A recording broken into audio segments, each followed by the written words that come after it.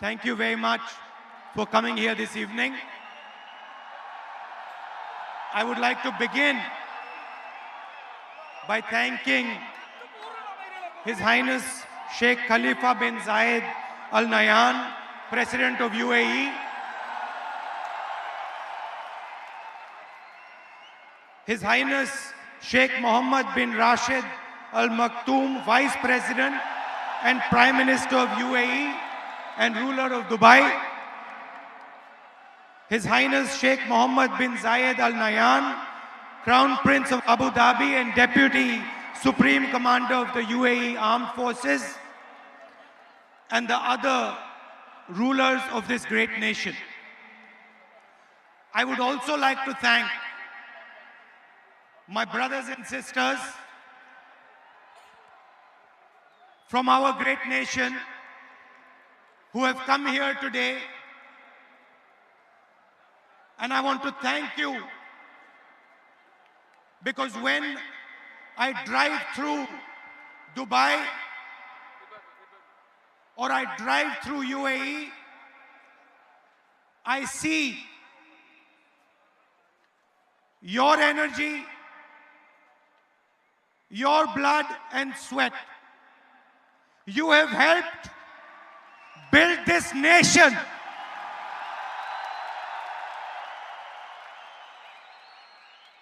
You have helped build this nation. And every single time I come here, I want to tell you, from the bottom of my heart, every single time I come here, I feel so proud of all of you. I feel so happy to see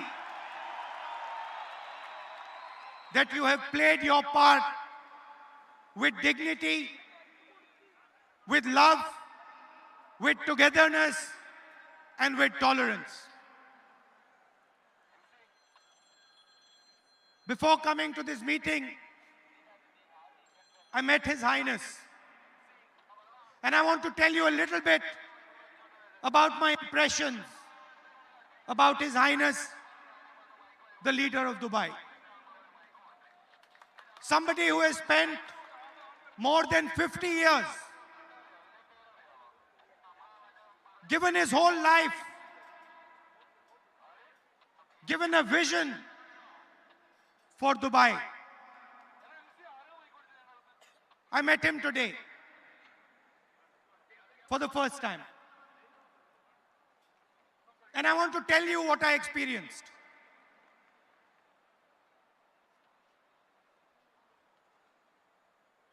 The number one emotion I experienced in His Highness was humility.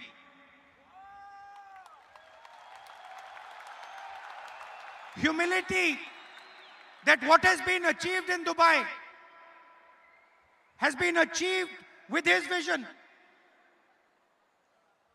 But the humility and absolute 100% lack of any arrogance in him.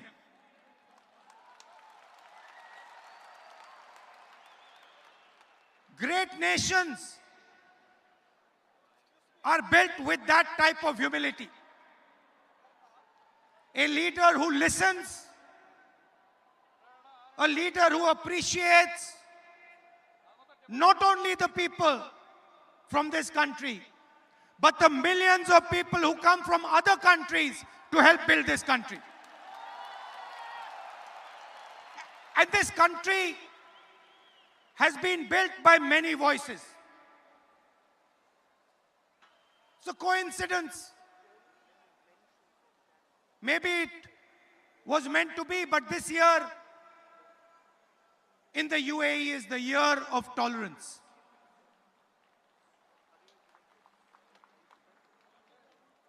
Year of tolerance. And I'm sad to say, the values that bring together the people of the UAE and India, the central value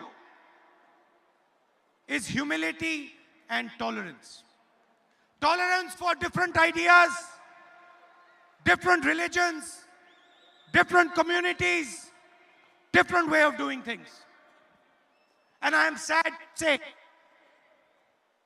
that here, it is the year of tolerance.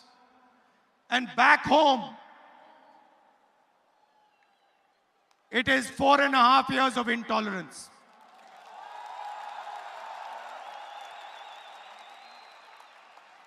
And this bridge that has been built between UAE and our great India, this is not a new bridge. You have come here, you have given your blood, your sweat, and you built this great city, but you're not the first. For hundreds of years, people from India have been coming to Dubai, to the UAE. And people from Dubai and the UAE have been coming to our home. And if we are successful because of the value of tolerance, of listening, of working together, and most important, the value I saw today in His Highness called humility. So I want to start by telling you, all of you, that you have achieved great things here. And you are going to achieve even greater things. And I want you to know, as an Indian leader, as somebody who has come from India to speak to you, I want you to know that you are India's biggest strength. Not only in Dubai,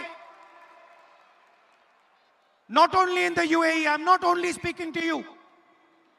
I'm speaking to every single Indian, whether he's in Canada, in the United States, Europe, Africa, Middle East. I'm speaking to all of you.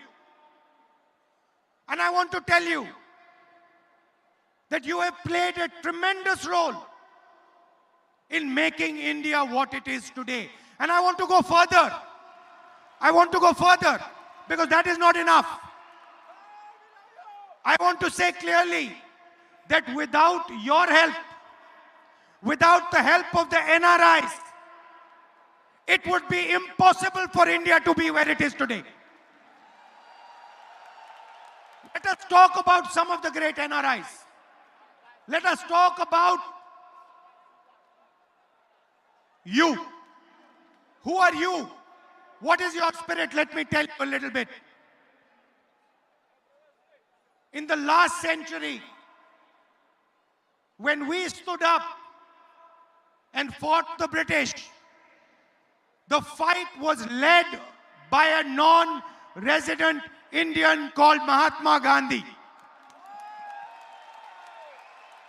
When we carried out the White Revolution, became #1 in milk production, that job was done by a non-resident Indian returned person. Here on the stage we have Sam Petroda. Telecom revolution, non-resident Indian. And then liberalization. The brain behind liberalization, Manmohan Singh ji, non-resident Indian. So I have come here to tell you that I don't just want to talk to you. I don't just want to come here, give you the same speech and go home. I'm not interested. I'm interested in making you realize that you are India's future, and we cannot build India without you.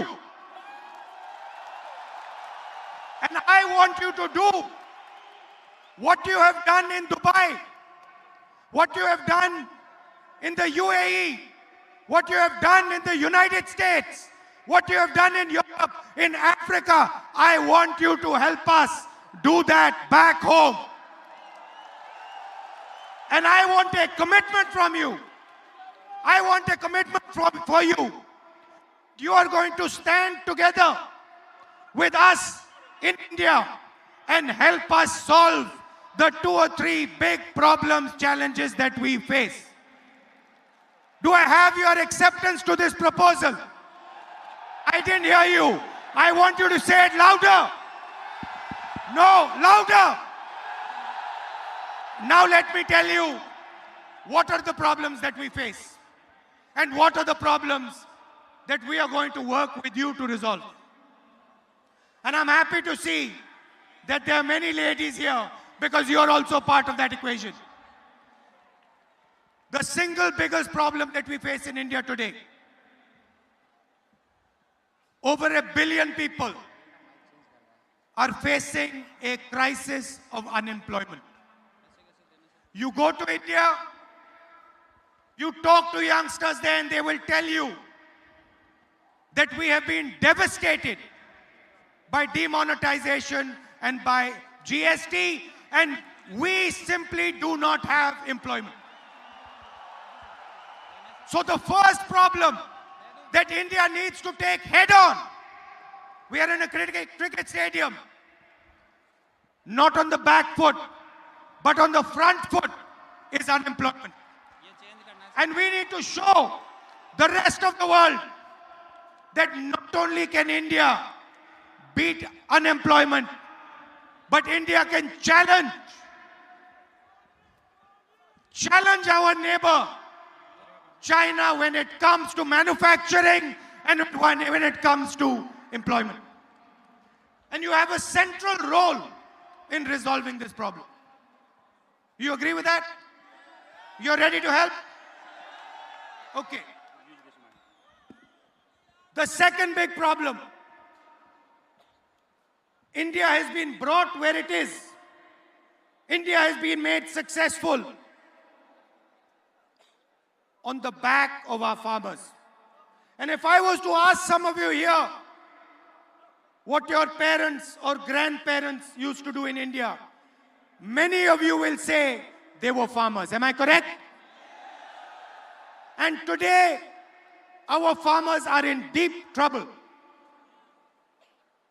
They are struggling and they cannot see the future. So we have to transform Indian agriculture. The same way we carried out a green revolution, we have to carry out a second green revolution, a new green revolution that will take Indian agricultural products, foods, vegetables, and put them on every single plate in the rest of the world. In Dubai, in London, Paris, Germany, America, Canada. For that, we have to give agriculture high technology, and we have to give them the knowledge that you currently have. You agree? So that is the second problem. Like Mr. Kurian did, I want people from this crowd who have understanding, who have knowledge to come back home and work with us. Sam Pitroda is helping us, Mr. Chithambaram, Sam Pitroda and a list of people is helping us create the manifesto for the 2019 election.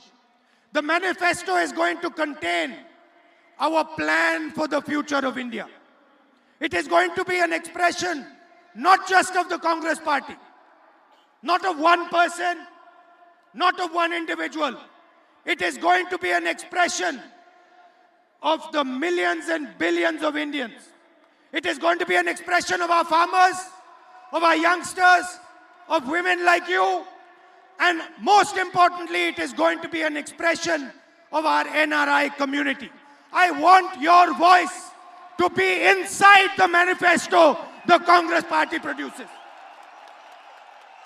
I have told Sam Pitroda that he is going to have detailed conversations with our NRI community in Dubai, in Abu Dhabi, in the UAE, in the Gulf, in America, Canada, rest of the world. And we are going to ask you what you need in that manifesto and what you tell us we are going to do for you. And I understand that you have a problem of representation. You have mentioned to me that you have a desire to be represented in India, Indian politics. You want to be represented in the Rajya Sabha. You want your expression to be heard in India. And I'm here to tell you that we are going to do that for you. We are going to make sure that your voice is heard in your country, that your voice is embedded deeply in our manifesto. This is what we are going to do. The last 5 years, not as a Congress person, but as an Indian, they have been sad years for me. And I want to tell you why they have been sad. Today, I was told by His Highness that it is the year of tolerance. What is tolerance? Tolerance is listening to people. Tolerance is embracing people. Tolerance is embracing ideas that are different than yours. People of different religions, people of different communities, that is tolerance. I want to ask you, can you have tolerance without humility? Is tolerance possible without humility? Is tolerance possible with arrogance?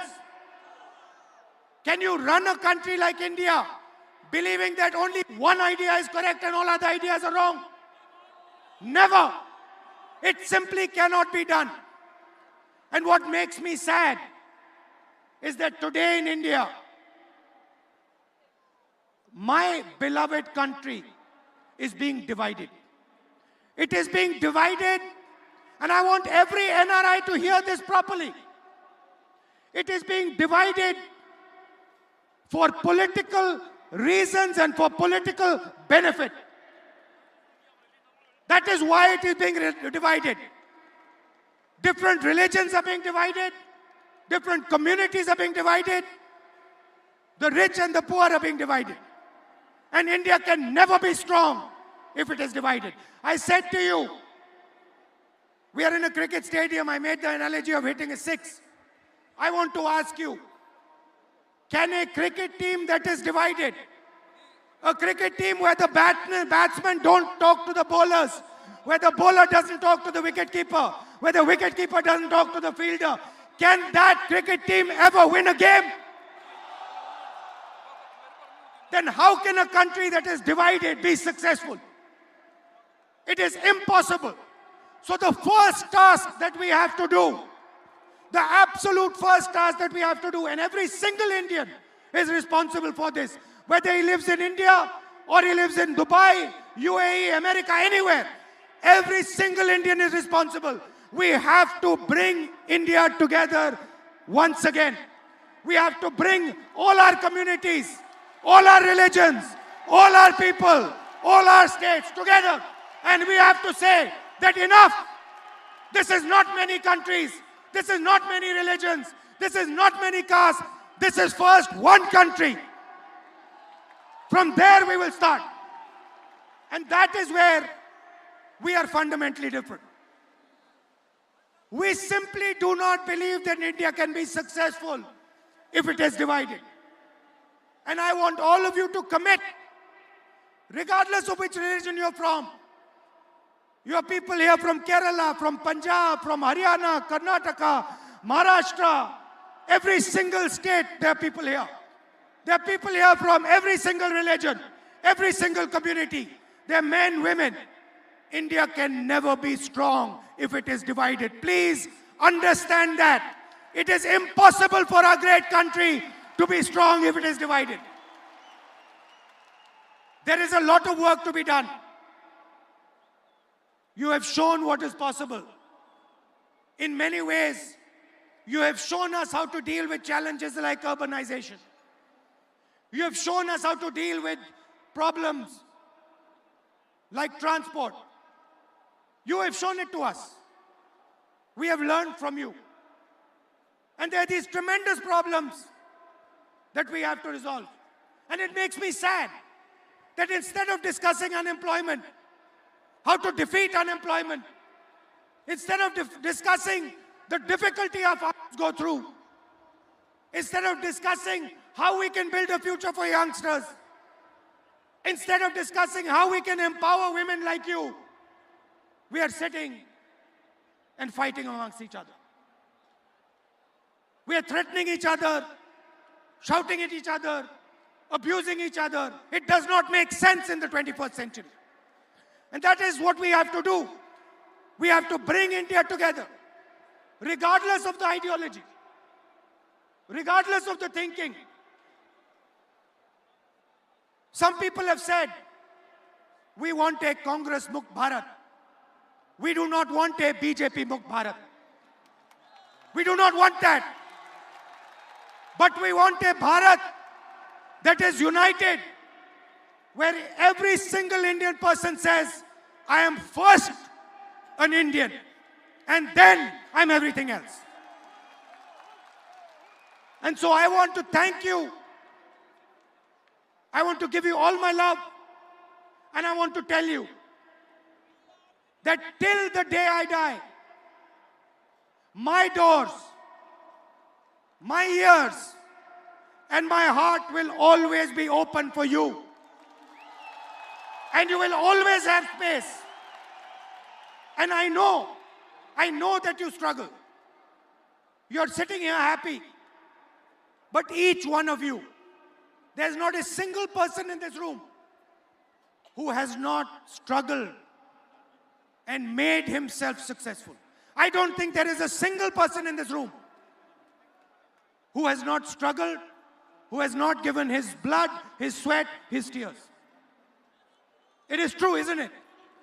There is not a single person who has not built himself from scratch over here. And that is something we're extremely proud of. And you must never forget that. That if there is an idea called India, if President Obama, President Trump can say that there is only two countries, there are only two countries that can challenge the United States, a superpower, the biggest superpower. The president of the biggest superpower says there are only two countries that can challenge us. Which two countries? China and India. And what is India if it is not you? India is not simply a geographical idea. India is not simply an idea that is bounded by India's geography. You come to Dubai, the idea of India is carried with you in your heart. You carry it in your heart. No one can take it out. No one can remove it from your heart.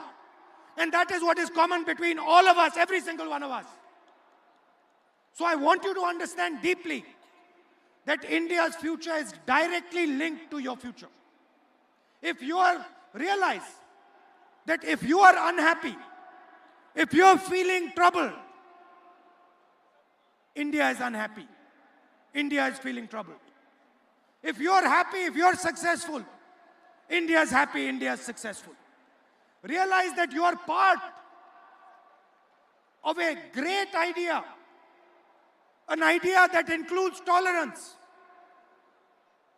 that includes brotherhood, that accepts multiple different religions, multiple different states. You are part of that great idea, and you have a lot to show the rest of the world. In an environment of violence, of anger, and you see it everywhere. You see it in the United States, you see it in Europe, you see it in the Middle East. In an environment of anger, India has the answer. India has the blueprint to provide an answer not just to India, but to the entire planet. Non-violence is embedded inside our DNA. And it has been embedded not for 50 years. Mahatma Gandhi was a great exponent of non-violence.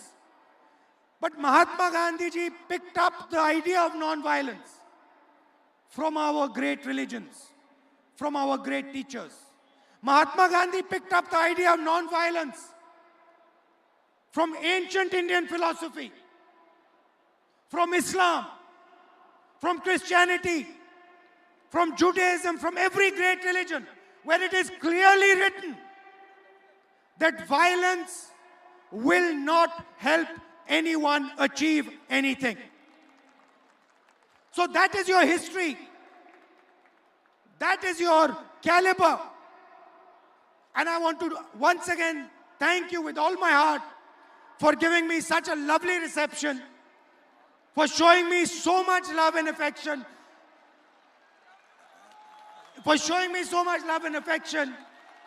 in Dubai, so many miles from home. You have made me feel as if I am sitting back at home in India. So thank you for that. And once again, I want you to know, and I don't care who you are, I want you to know that my doors are open to you. I don't care how old you are, how young you are, where you come from, man, woman, my doors are open for you. You just tell me how I can help you, and I am at your service. Thank you. Thank you very much. We are facing an electoral battle in 2019.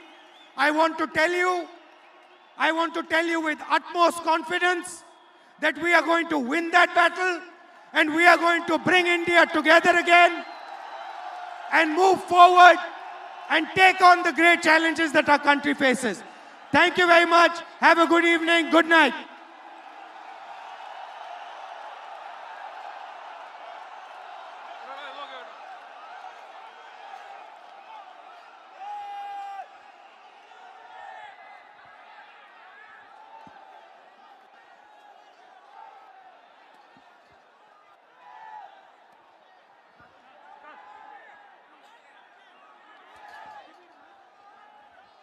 One thing, my lady from Andhra Pradesh has just reminded me of Andhra Pradesh, and I want to just tell my brothers and sisters,